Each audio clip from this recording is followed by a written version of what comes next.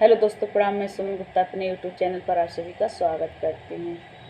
रेलिया बैरन पिया को लिए जाए रे, रेलिया बैरन, रेलिया बैरन पिया को लिए जाए रे, रेलिया बैरन।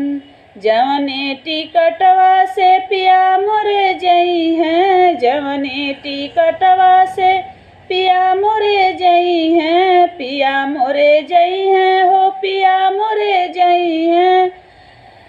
पनिया बर से टिकट गली जाए रे, पनिया बर से टिकट गली जाए रे, रेलिया बैरन पिया को लिए जाए रे, रेलिया बैरन।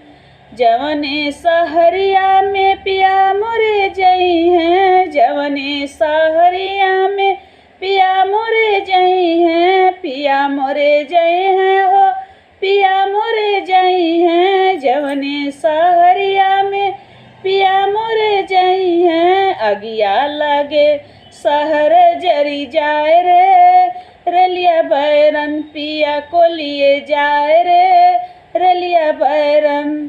जवने साहेबवा के पिया मोरे नौकरिया, जवने साहेबवा के पिया मोर नौकरिया, गोलिया लागे साहब मरी जाए रे, रेलिया बैरन पिया के लिए जाए रे, रेलिया बैरन पिया को लिए जाए रे, रेलिया बैरन पिया को लिए जाए।